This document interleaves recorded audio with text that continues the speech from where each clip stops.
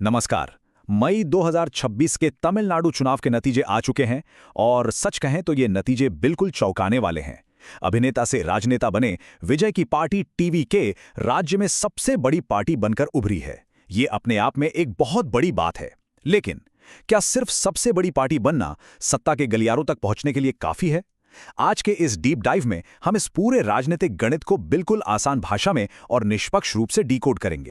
तो चलिए सीधे मुद्दे पर आते हैं। आज हम ऐतिहासिक चुनाव परिणाम से शुरू करेंगे, फिर 118 के जादुई आंकड़े की बात करेंगे, कम सीटों की तलाश को समझेंगे, पुराने दिग्गजों की प्रतिक्रिया देखेंगे और अंत में राज्यपाल के उस अल्टीमेटम पर बात करेंगे जिसने इस पूरे खेल को बेहद रोमांचक बना दिया है। भाग एक ऐतिहासिक चुनाव परिणाम, जहां टीवीके ने अपना दावा पेश किया है। चुनाव के नतीजे आते ही राजनीतिक हलचल कैसे एकदम से तेज हो गई, आइए समझते हैं। 108 बिल्कुल यही वो नंबर है जिसने सबको हैरान कर दिया है। टीवीके ने 108 सीटें जीतकर विधानसभा में सबसे बड़ी पार्टी का रुतबा हासिल कर लिया है। ये सच में एक असाधारण प्रदर्शन है। लेकिन यहां एक छोटा सा कैच है। दरअसल पार्टी चीफ विजय ने खुद 2 सीटों से चुनाव लड़ा और दोनों जीत गए। अब नियम तो नियम है, उन्हें एक सीट तो छोड़नी ही पड़ेगी। इस शानदार जीत के बाद विजय और उनकी टीम ने एक पल भी बर्बाद नहीं किया। 6 मई को ही विजय अपनी कोर टीम, जिसमें के सेंगोटियन, एन आनंद, सीटीआर निर्मल कुमार, अरुण राज और आधव अर्जुन जैसे दिग्गज शामिल हैं, उनके साथ सीधे राज्यपाल राजेंद्र विश्वनाथ आर्लेकर के पास पहुंच गए। मकसद बिल्कुल साफ था, नई राज्य सरकार बनाने का आधिकारिक दावा पेश करना। अब यहाँ एक बड़ा सवाल उठता है, क्या सिर्फ 108 सीटें मुख्यमंत्री की कुर्सी तक पहुंचने के लिए काफी हैं? यही वो पहेली है जिसका जवाब हर कोई जानना चाहता है, और इसका असली जवाब छिपा है विधानसभा के विशुद्ध गणित में। भाग 2, जादुई आंकड़ा 118, बहुमत की गणना। यहीं से इस पूरे राजनीतिक ड्रामे की असली चुनौती शुरू होती है। देखिए, 108 तो ठीक है, लेकिन सत्ता की असली चाबी है ये नंबर 118। 234 सीटों वाली तमिलनाडु विधानसभा में पूर्ण बहुमत साबित करने के लिए बिल्कुल यही जादुई संख्या चाहिए, 118 से एक भी कम नहीं। अब इस गणित को जरा ध्यान से समझते हैं, क्योंकि ये वाकई बहुत दिलचस्प है। टीवीके के पास 108 सीटें हैं, ठीक है। इसमें कांग्रेस पार्टी ने अपने 5 विधायकों का समर्थन दे दिया है, यानी कुल आंकड़ा पहुंच गया 113 पर। इसका सीधा सा मतलब ये हुआ कि पूर्ण बहुमत के लिए सिर्फ और सिर्फ 5 से 7 सीटों की और जरूरत है।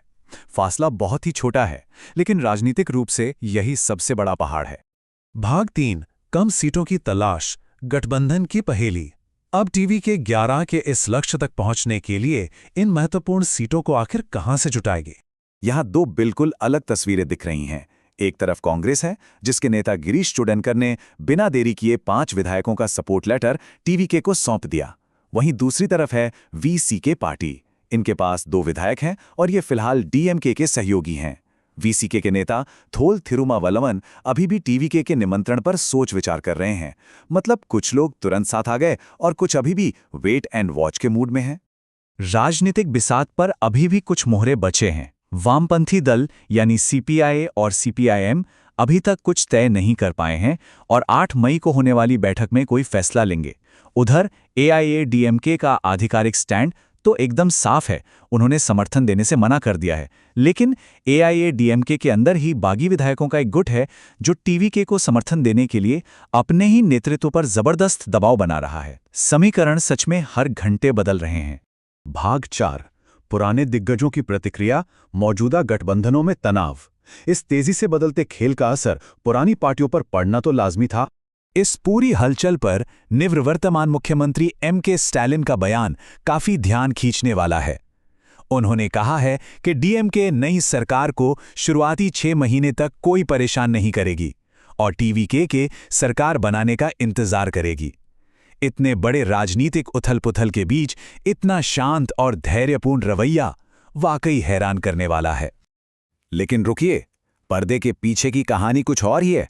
स्टालिन के इस शांत बयान के ठीक उलट डीएमके की प्रवक्ता कनिमोजी एनवीएन सोमू का बयान देखिए। उनका साफ कहना है कि कांग्रेस ने अगर ऐसा किया है तो ये डीएमके की पीठ में छुरा घोंपने जैसा है, क्योंकि डीएमके हमेशा मुश्किल वक्त में कांग्रेस के साथ खड़ी रही।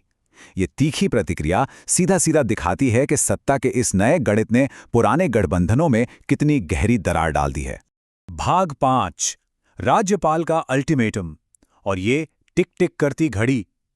ये वो सबसे बड़ी चुनौती है जिसने फिलहाल शपथ ग्रहण समारोह को रोक कर रखा है। आगे का रास्ता बिल्कुल भी आसान नहीं है।